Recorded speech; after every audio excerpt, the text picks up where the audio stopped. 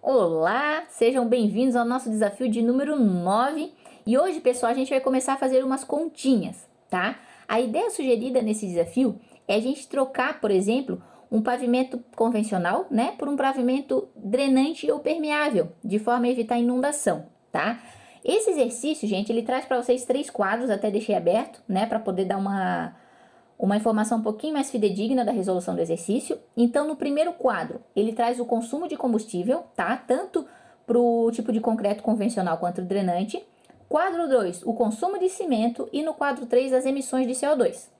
Então, você vai fazer uma análise comparativa, né, de desvantagens e vantagens da escolha de cada um deles. E o que eu trago de sugestão para vocês, gente, é nós obtermos a quantidade de CO2 devido ao transporte para cada um deles e a quantidade de CO2 devido à produção de concreto para cada um deles.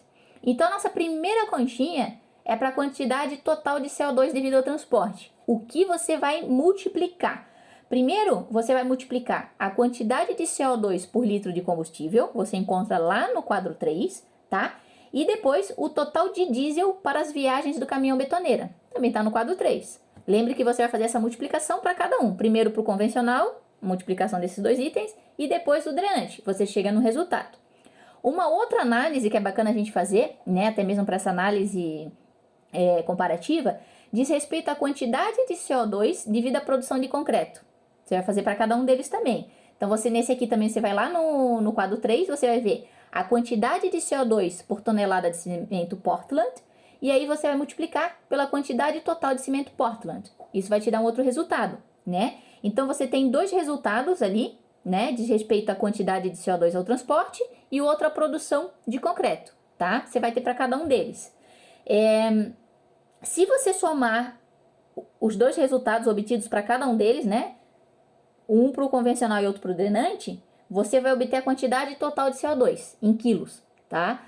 Com esse resultado, né, você consegue ter uma ideia, né, uma forma de análise para você da sua opinião. Será que seria mais vantajoso?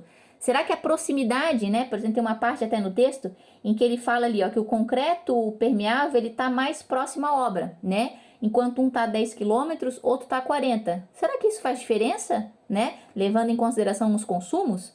Então, pessoal, por meio desses cálculos, você consegue chegar em valores, né? E aí você consegue dar sua opinião. Será que vale a pena? Será que não vale? Será que seria só isso que a gente iria analisar? Será que pode impactar de alguma outra forma? Então fica como sugestão aí para o seu desafio. Bom exercício e bons estudos!